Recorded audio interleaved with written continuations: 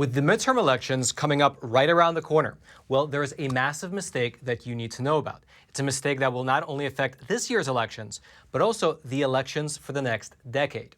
Specifically, 5 months ago, the U.S. Census Bureau came out and they admitted that during the most recent census, they miscounted the populations in 14 different states. Notably, they undercounted the populations in 6 states while simultaneously overcounting the populations in 8 other states.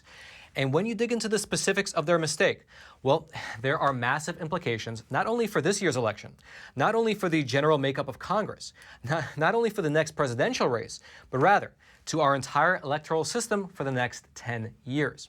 However, let me put this development into proper context. All the way back when this country was first founded, specifically back in the year 1788, when the U.S. Constitution was first ratified, the federal government had a duty to conduct a census every 10 years.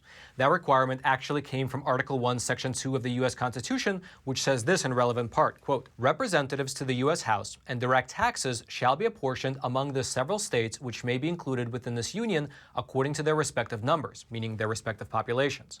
"The actual enumeration shall be made within 3 years after the first meeting of the Congress of the United States and within every subsequent term of 10 years in such manner as they shall by law direct." And so, starting at the very beginning of this nation, the idea was to count every single person living in each state. Of course, at the beginning it was every free person, but now it's every person living in a state. And to use that number to figure out how many representatives in Congress that the state should get, how many electoral votes they should get, as well as how much tax revenue is apportioned to that particular state. And so obviously, the census is a big deal. It's very consequential, and it has been a regular occurrence in this country for the past 230 years, with the most recent census being completed in the year 2020. However, here's where things get, you can say, a little bit tricky, because as a customary practice, after completing a census, the U.S. Census Bureau checks their work by doing something known as a post-enumeration survey.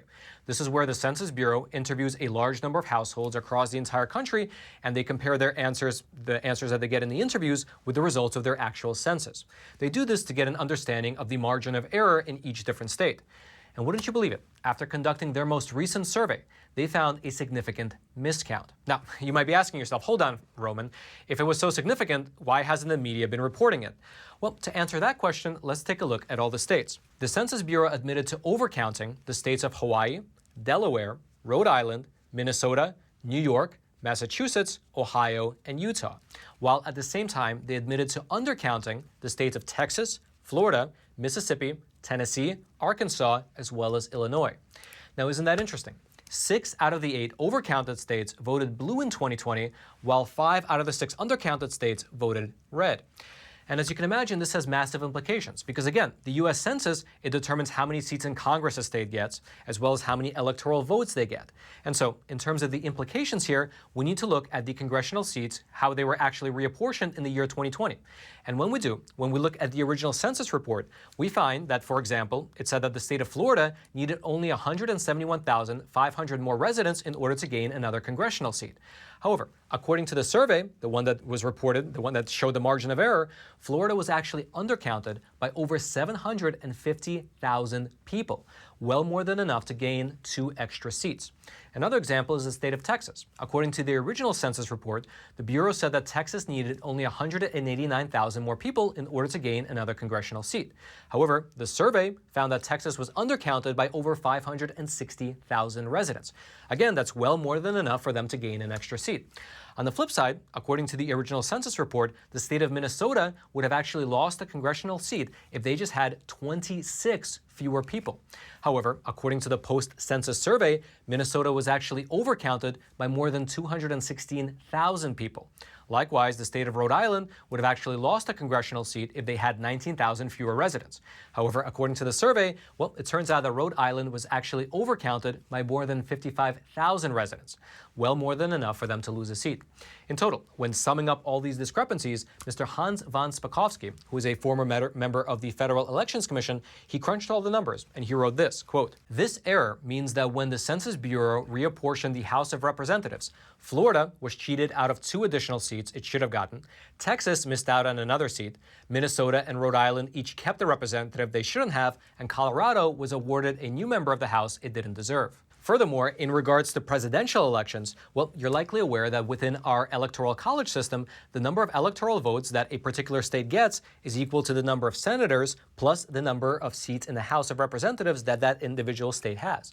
Meaning that according to the above math from Mr. Spikovsky, if these mistakes hadn't had occurred, well, then you'd see the same thing in the electoral college. Florida would have had an extra 2 electoral votes, Texas would have had 1 extra electoral vote, while Minnesota, Rhode Island, and Colorado would each lose an electoral vote. Furthermore, besides just affecting our elections and the makeup of Congress, well, the U.S. Census also determines the amount of federal funds that each state gets. And along that line, here is what Mr. Spikovsky said in regards to the error. Quote, "These harmful errors also mean billions in federal funds will be misallocated. Funding for many federal programs is distributed to the states based on population. Overcounted states will now receive a larger share of federal funds than they are entitled to, at the expense of the undercounted states." Now, what's interesting to note is that this margin of error is significantly larger than before. For example, back in the year 2010, after the Bureau conducted their post-census survey, they found that their rate of error was only about 0.01%, which in that case was an overcount of only 36,000 people, which in a nation as large as ours is pretty insignificant. You compare that to this year, and it's like night and day. However, here's the kicker to all this.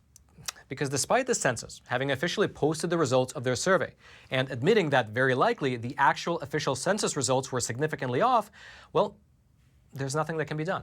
There is no real mechanism in this country to fix this problem. That's because the federal statutes that govern the census, as well as the federal statutes that govern congressional apportionment, they provide no real remedy to correct a problem like this. And one of the reasons that they don't is because the way that the census is set up is geared towards providing a population count on one specific date. In this case, it's April 1st, 2020. Ironically, that's April Fool's Day. And so, for instance, if you order the U.S. Census Bureau to conduct a recount in the 14 different miscounted states, well, that wouldn't really work, since the new numbers would be for a different date than the original census. And also in a country like America where people are always moving between states, well, you couldn't just do a recount of 14 states. You would have to do a recount of all the states in order to get an accurate number. And so that's just the reality of the situation. There would need to be quite literally the political will within the next Congress to order a brand new census, which quite frankly, very likely will not happen. And so a total recount just does not seem to be something on the table, despite the original one being so far off. And so the only solution that I can see on the horizon is that during the next Congress, they form some kind of a committee to actually investigate how this problem came about in order for it to not happen in the future. Regardless, if you'd like to read the details of these mistakes in the 2020 census, I'll throw all my research materials down into the description box below so you can peruse it for yourself. And also, I'd love to know your thoughts on the matter. Do you think that this was truly done by mistake? And what do you make of the media not choosing to highlight this story at all? Do you think that they would report on it differently if the supposed error was favorable to Republicans versus Democrats? I'd love to know your thoughts. Please leave them in the comment section below. I'll be reading them tonight as well as tomorrow. And also, as always, as you're making your way down there to the description box for the links, as well as that comment section, take a small detour to smash that like button so this video can be shared out to ever more people. And also consider subscribing to this YouTube channel as well, that we can get this type of honest news content delivered directly into your YouTube feed every time we publish it. All right, the sponsor of today's episode is a phenomenal company called AMAC. That's AMAC, and it stands for the Association of Mature American Citizens. They are quite literally one of the fastest growing conservative organizations in all of America, and you should consider joining for 3 main reasons. The first is the money saving benefit, because as a member of AMAC, you get access to a ton of discounts at many different verticals. Things like vitamin stores, restaurants, retail shops, and so on and so forth. If you want to check out the full list, it's pretty exhaustive, you can do so over on AMAC's website. The second benefit is that you get exclusive access to the AMAC magazine. It'll be delivered directly to your doorstep, and it contains phenomenal coverage as well as deep analysis. And then the third benefit, the one that people say is their favorite, is that AMAC fights for your values over on Capitol Hill. In fact, you can check out the online version of this on their website. It's the AMAC Action Advocacy Annual Report, and it shows exactly what they're doing on Capitol Hill in terms of fighting what they call the socialist storm that's brewing in this country. So head on over to amac.us/factsmatter and sign up today. I'll also throw a link down in the description box below. Now lastly, since we're generally on the topic of the midterm elections, maybe setting aside this problem with the census, I'd like to mention that if you are looking for honest, unbiased coverage of the midterm elections as it's going to be unfolding, well, over on Epoch TV, we'll be having full day coverage, well, full night coverage post-election. And of course, that's a great place because, I mean, besides me being there and I'll be doing the actual on-the-ground reporting, If you're looking for a place that, for instance, will not call the state of Arizona when only 5% of the votes are in, well, that's going to be Epoch TV. We're going to be up probably well into the night, reporting on the different states as the tallies come in, reporting on the makeup of Congress, reporting on the gubernatorial races, reporting on the Senate races, and all the other races in the best way that we can. We'll have tons of interviews there. It'll be a lot of fun. If you want to check it out, I'll throw the link to Epoch TV. It'll be right there at the very top of the description box. I hope you check it out. And then until next time, I'm your host, Roman from the Epoch Times. Stay informed, and most importantly, stay free.